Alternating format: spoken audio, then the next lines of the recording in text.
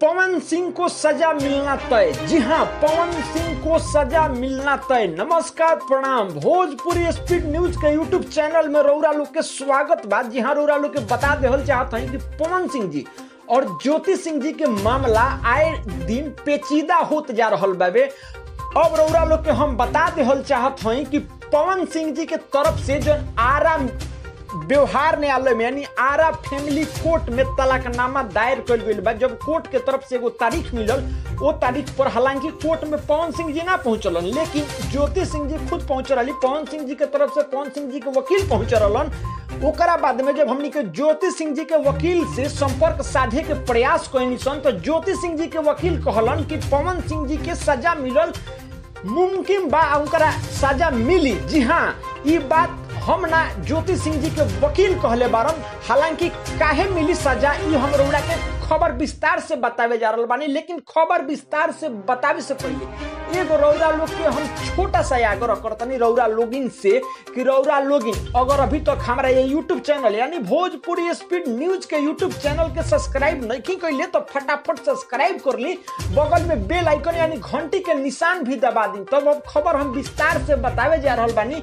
खबर ई बावे कि ज्योति सिंह जी के वकील कहले कि पवन सिंह जी पर बहुत बड़ा आरोप बावे जौन ज्योति सिंह जी के तरफ से लगावल गइल बा। पहला आरोप बावे कि ज्योति सिंह जी के साथे बार बार मारपीट, साथे साथे जान से मारे के धमकी बावे, बड़ा आरोप बावे।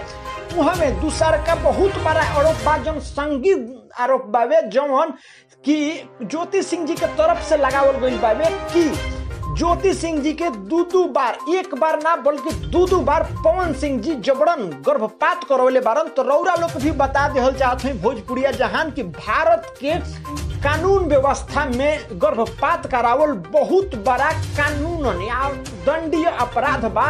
यह अपराध के तहत पवन सिंह जी के सजा मिलल लगभग तय बा। जी हाँ, ई बात हम ना, ई बात बल्कि ज्योति सिंह जी के वकील कह रहल बारन। जी हाँ, ज्योति सिंह जी ई बहुत बड़ा लांछन लगैले बाड़ी, पवन सिंह जी पर आरोप लगौले बाड़ी। हालांकि एकरा के हम लांछन ना कह सकिले, अब कहां तक सत्य बावे ई बात तो सामने आवे वाला समय में दूध के दूध अब पानी के पानी हो जाई। लेकिन ज्योति सिंह जी के तरफ से हालांकि ई बात बहुत बड़ा कहल गइल बा कोर्ट में कि पवन सिंह जी एक बार ना बल्कि दू बार ज्योति सिंह जी के जबरन गर्भपात करवले बारन और ज्योति सिंह जी के साथे दबाव बना रहल बारन तलाक देवे खातिर। जी हाँ, भोजपुरिया जहां रउरा लोग के बता देहल चाहत हई, ये खबर सूत्रों के हवाले से मालूम चलता। जी हाँ, हालांकि एकर भी पुष्टि तो नहीं भइल, लेकिन ये बहुत बड़ा आरोप ज्योति सिंह जी के तरफ से लगावल गइल बाबे। जी हाँ, ऐसा ही ताजा तरीन खबर न्यूज जाने सुनने खातिर रउरा लोग हमारे यूट्यूब चैनल यानी भोजपुरी स्पीड न्यूज के यूट्यूब चैनल पर अपन ढेर सारा प्यार आशीर्वाद दुलार बनाई, लाइक करी, कमेंट करी, शेयर करी, सब्सक्राइब करी और अपना दोस्त यार में काफी मात्रा में शेयर करी, ताकि रउरा लोग के बीच भी हम ऐसा ही ताजा तरीन खबर लेके आवल करी। नमस्ते, प्रणाम।